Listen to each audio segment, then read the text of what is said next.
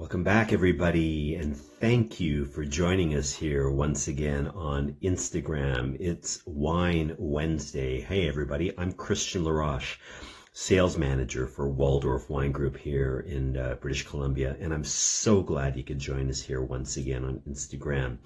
Wine Wednesday, as the name implies, this is something we've been doing since every Wednesday pretty much since May of 2020. It was our way of pivoting to bring you some online content for Waldorf Wine Group. And yeah, we've been doing it ever since. It's a great way to keep up to date with us.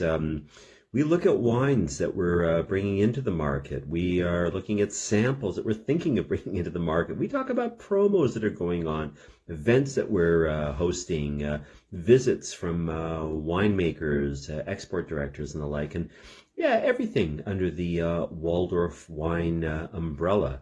Waldorf Wine Group, for those of you not familiar, we're a small family-owned wine importing company here, founded back in 1993. We import European wines. We were founded by Andy Waldorf, still firmly at the helm. Yeah, we import great European wines. We have a very eclectic portfolio. We run the whole gamut from some of the wines, like, for example, the wines we're trying today, small family-owned estates with a long history, small family-owned properties, rather, co-op cellars, class growth Bordeaux, small Burgundy domains, ultra-traditional Rioja, fine German Rieslings. Lots of cool stuff. We've got fabulous wines at all price points, and well worth checking out. We bring wines into BC and into Alberta. Hey, I see our good friend David Lancelot joining us. Good to see you, David. I'm really glad you could be here. As mentioned, if you folks haven't done so already, I do invite you to follow us on Instagram. We're at about 562 followers. We're creeping up there little by little, growing steadily. And we've got a really interesting wine tonight. And I think the timing is good for this because it's the time of year, mid-Feb now. We're still digging out from our Christmas credit card bills. We're always looking for good value. And we've got a really cool wine with a neat backstory. This wine ticks a lot of boxes for kind of cool, interesting, maybe a wee bit off the beaten path characteristics. Anyway, we're talking a Southern French red run by a family that traces its history going back at least 13 generations. And it's kind of cool because it's a little bit off the beaten path for a lot of people. You may not have tried wines from this region, but they are well worth checking out. Really good value. The wine that we're trying today, it's an organic wine. It's a biodynamic wine. We'll get into that a wee bit more too. And it's from like I said, a region that a lot of people are not that familiar with, but you should be. Let's flip the camera. I'm going to show you what we're trying. This is a new vintage of wine we've had here in British Columbia for a while. We're going into south of France. And we're in the Languedoc region today. We're down in the Minervois. This is Chateau Coupe Roses in Minervois in the Languedoc. This is a wine we featured here before. We bring in a number of their wines here into British Columbia and Alberta.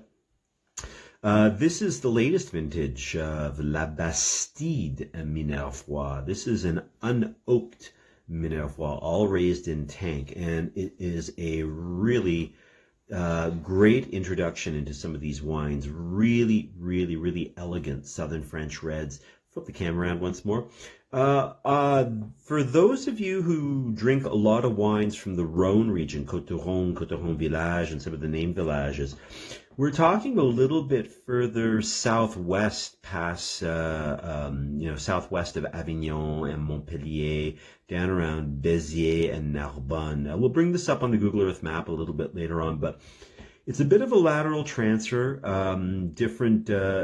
same grapes, different soil, slightly different climatic conditions, different terroir. it's a different interpretation. Very interesting. A lot of people haven't heard about it, and the wines offer fabulous value. So well worth exploring. This wine itself is only available in BC at private shops and better restaurants. It's a great little, what I call a bistro wine.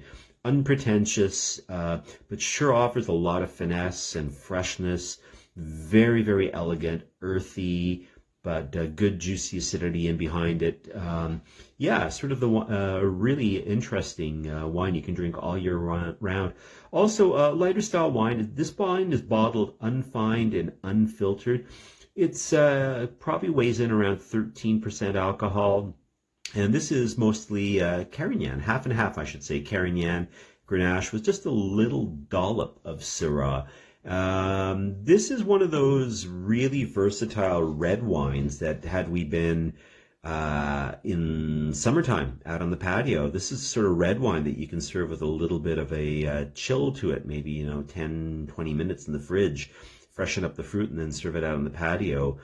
But it's a good all-arounder. Hey, we're coming up to Valentine's Day. It's a great wine to just sit and sip, maybe with some lighter fare and the like. But and it's a great wine. Like I said, bistro fare, by the glass, that sort of thing. Great little pizza tapas wine, I'd describe it as. What this is a property that was traces its origins. It's the Le Calvet family. It's run by Françoise Le Calvet, who traces her history going back to at least, it may go back further, 1614. And she and her husband, Pascal Frison, run this winery with their son and daughter, Matthias and Syrah. We had Syrah out here not too long ago. She came out to British Columbia to promote the wines here in the market. Lovely, lovely person, great ambassador of the wines. This is a certified organic winery, certified organic since 2013. This winery is also certified by EcoCert, full biodynamic as well.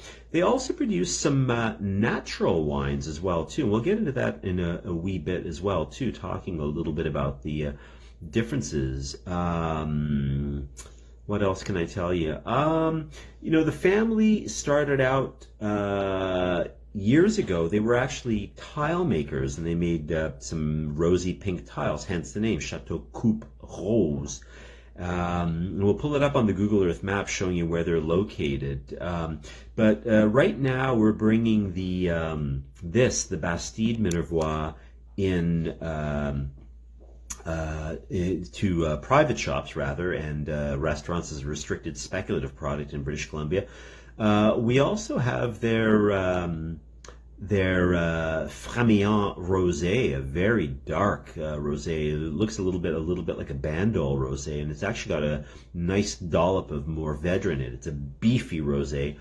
And we also bring in a natural wine from Chateau Coupe Roses, with no additives and little or no added sulfur to the wine, and that's available at BCLDB. It's called Naturamania. Really cool little wine, floating around $28 on the shelf. Great value as far as natural wine goes. If you ever want to dip your toe into the natural wine camp and see what they're all about, it's a great wine to get on board with. But this is, like I said, available around the province at private wine shops. This is Biodynamic. May as well get into that a little bit now. As mentioned, this winery has been certified organic since 2013, so they follow a fairly scrupulous, regimen, ensuring the health and quality, of course, of their vineyards. But they take it a step further too. They're also following biodynamic practices. Now, biodynamic practices is something that basically it's almost an extension of organic farming that uses probably a little bit more of what I would call like a holistic approach, and it treats the entire vineyard as a living organism unto itself. So it looks at all the interconnectedness, almost treats like the whole, where you grow the grapes, the whole environment there as its own microbiome, because everything is interrelated. So again, it's organic farming, but you're also not using any chemical pesticides, chemical fertilizers, no chemical herbicides or anything like that.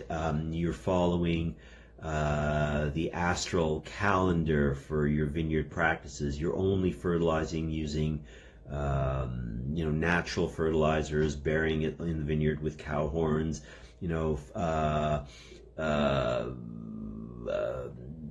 harvesting, again, following the astral calendar, et cetera, et cetera. But also looking at the interrelationships between flora and fauna and everything in the vineyard, looking at, some people won't till the soil for fear of breaking up microorganisms in the soil as well too. It's very interesting. It's very, very labor intensive. It's interesting to see, and it's a testament to the quality of wine they're able to produce, like in terms of price quality. These wines, like I say, offer fantastic value. They're a wee bit off the beaten path because they're not so well known. I mean, a lot of people don't know what Minervois is, and of course, with French appellation contrôlée labeling, they're not displaying the grapes here on the label, so it's a bit of a crapshoot for a lot of people. So that's why you have to trust, a good consultant or sommelier to lead you to wines like these and give them a try. But they're well worth discovering. You know what? This might be a good time. I think I'm going to pull the bottle out of shot, and we'll pull it up here on the Google Earth map and see where we're located. Now, we are in the south of France. We talked about this before, way down south, almost down with the getting down towards the border with Andorra and Spain. But here's the Côte d'Aron around Avignon, probably better known. So if we go a little bit further southwest, we hit Costières de Nîmes and then Montpellier. And going a little bit, getting some notifications there. And then as we get down here towards Béziers and Narbonne, and then we're inland. We're not too far actually inland from the Mediterranean. We're probably about 50, 60 kilometers inland. So you get a little bit of the Mediterranean influence, but also you get a little bit of the continental climate influence here too. Coupe Roses is along the river Cesse, and it's actually fairly high up on a plateau here. This is definitely what I call a mountain wine, very wild and brambly, good acidity, not big and opulent like sun-baked wines down at the bottom of the of a lot of these valleys. This is getting up around 450 meters above sea level, so you get cool nights and more moderate temperatures, so it allows the grapes to ripen a little bit more slowly. Well, we're basically here in the village of La Caunette, and just a little bit west of La Caunette is the village of Minervois, which gives its name to the region here, to the Minervois. But for our purposes, we're just here. We're high up on the plateau above the river Cesse, which dries up in the summertime. As you can see in this Google Earth map shot, it's dried out. But we're up here on the plateau. I'm just going to flip over, show you another photo here. It's a little bit more dramatic. How's that? Yeah, so that gives you an idea of the village. And then I'm just going to scroll up here. And here's the plateau. It gives you a better idea there too. Let me do one thing. This is interesting. I'm going to pull this up really, really quickly. And I've got a little interesting film here. This was posted on Facebook. And it's a drone video. Gives you an idea of the vineyard. So let's just pull back. And like I said, this is high on a limestone plateau. Very, very dramatic. As mentioned, this wine is about half and half, Carignan and Grenache, with a little tiny dollop of Syrah in the mix, all done in tank. No oak on this wine whatsoever. And the current vintage of this wine is the 2022 that just came in. Good vintage in the Minervois region. Good amount of rain in the spring, warm year, a little bit of rain came in August to refresh the vines. So yeah, good freshness in the wines, good structure as well. Yeah, pretty dramatic, eh? Okay, let's pull back out as well. And I think that is, yeah, about it. We'll get our bottle back into shot. As mentioned, not a giant of a wine. We're talking 13% alcohol. What I like about this wine, too, is I mentioned it's high up on that limestone plateau, 450 meters above sea level, and they've got a bunch of different plots. And this really drinks like like a mountain wine. As mentioned, juicy acidity, wild brambly fruit, but you really pick up the garrigue, a lot of the the herbs and plants in the area, the cover crop as well, and it really comes through in the wines. They're very, very elegant, I have to say. All their vineyards are hand harvested. Since 1991, a friend of theirs, François Syrah, has been their consulting enologist. And fun fact, he's actually the enologist at Chateau Reyes in Châteauneuf-du-Pape. So yeah, pretty cool stuff there. He actually, if I'm not mistaken, I believe he retired recently, and his son has since taken over. As mentioned, this wine is all hand harvested using indigenous yeasts. It's all fermented in stainless steel with 4 weeks of skin contact. And again, the wine is bottled with no oak whatsoever. So what else can I tell you? Oh, well, I'm going to make one quick little point here. Just going to pull this off. These wines, and I'm really glad to see this. We've talked about this before. These wines come bottled under these. These are diam corks. So what this is a conglomerate cork, a technical cork, which is really interesting. These came on stream a number of years ago. And what they are is, in the old days, of course, you'd be harvesting cork bark from the cork oaks in Portugal. And generally, the trees had to wait about 11, 12 years before the bark became thick enough to be able to harvest for making corks. And what would end up happening is you'd strip the bark off, you would get basically what would be like a brick of cork, and you'd punch holes and pull out these plugs of corks out of it, and you'd be left with this brick with holes in it and all this leftover cork that you wouldn't be using. What this does is it harvests the entire bark, but it grinds it down into particles which are bathed in supercritical carbon dioxide. So what that is, it's carbon dioxide in an in-between state, in between a liquid and a gas state. And it's a process that was used initially for decaffeinated coffee. And it's a way of cleansing the cork. And then once these particles have been cleansed, they're reassembled into these plugs and then held together with a number of things, beeswax and what have you.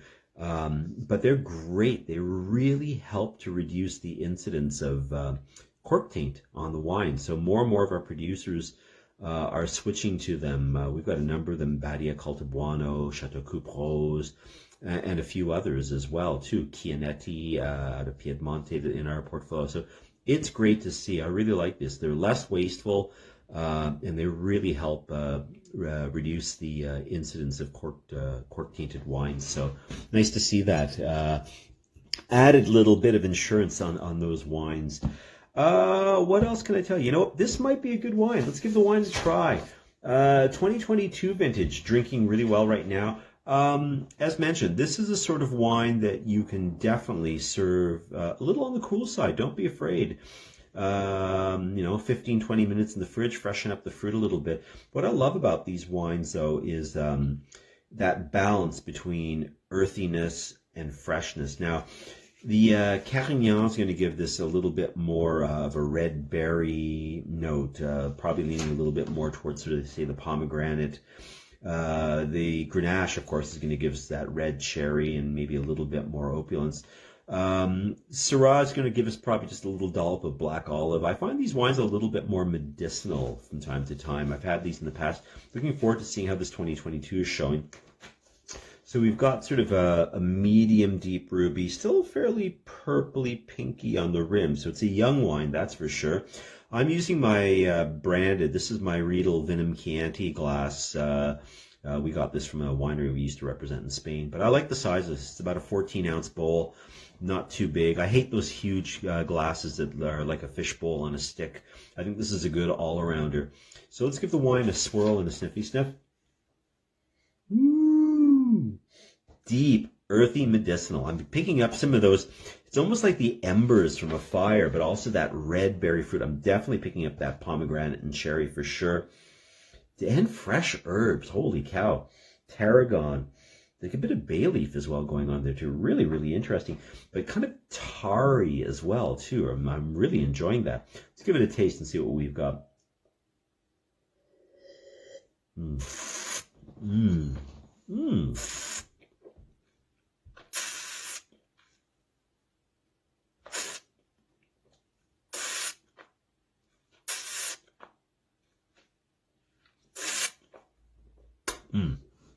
Wow, really fresh, right up on the tip of the tongue. A little bit of bite, a savory bite, medium bodied, medium tannins. It's got a little bit of fruit tannin, just a little gentle tug of fruit tannin. Quite earthy, but I love the acidity, how it kicks in on the finish. Really, really refreshing on that wine. Just gonna have one more quick sip if I may. Mm. Mm.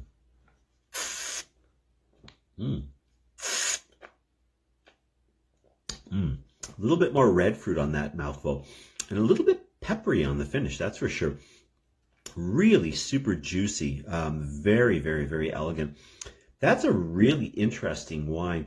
What would I have that with? I think this would be a great tapas wine. Albondiga meatballs, croquetas.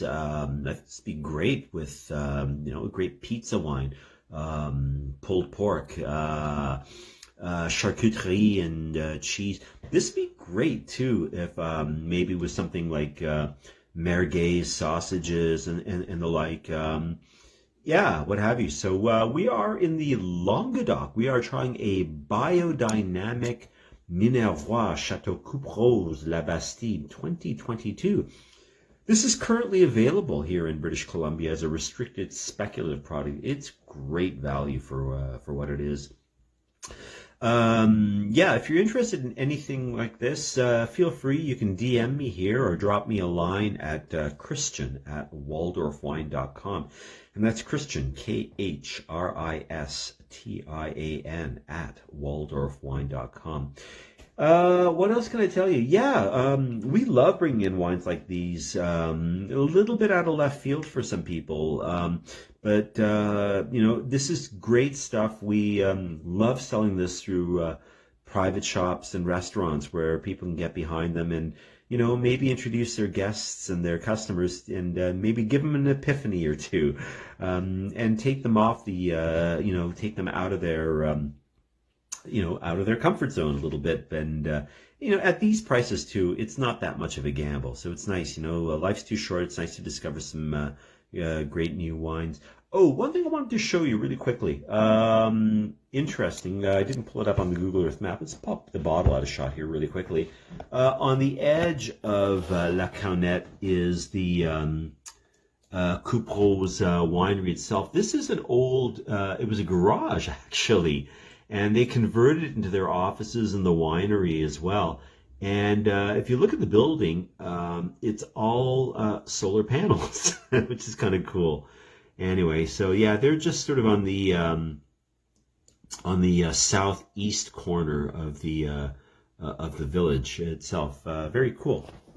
Anyway, David, you're asking me, are the wines finally clearing the warehouse? Yeah, good question. Our warehouse was closed last week for inventory, and they just came back on stream this past weekend. So I've noticed a huge uptick on back orders starting to flow through the system, which is great. So thank you for asking that. Yes, if you're a private wine shop or a restaurant, or hey, if you're the BCLDB and you need to draw more product, our warehouse is open for business once again. So order early, order often. Anyway, yeah, so that's good. And some new wines have come in too. We were a bit delayed because of that. We had a couple of things that I guess had to be on a holding pattern because they couldn't accept stuff. We've got some more Bordeaux wines about to arrive. We've got some more. We've got some more of our Saumur Les Pouches. We've got our reload order about to show up. Another 165 cases of the new vintage. Hey, we've got some more of our old school Mosel Riesling from Weingut Schwab Kiebel in Ursay. We've got some more of the 2002 Urziger Würzgarten Auslese about to arrive. Very cool stuff. And a few wines from Zellbach Oster and a few others as well. What else can I tell you? Oh, don't forget that our Lopez de Heredia wines just arrived right before the warehouse closed down.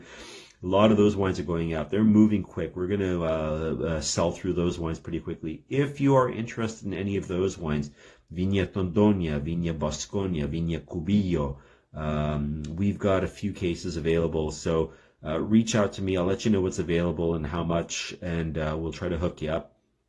Also, hey, our new little country cousin to Priorat, also based on Carignan, although there they call it Samso. Actually, hang on.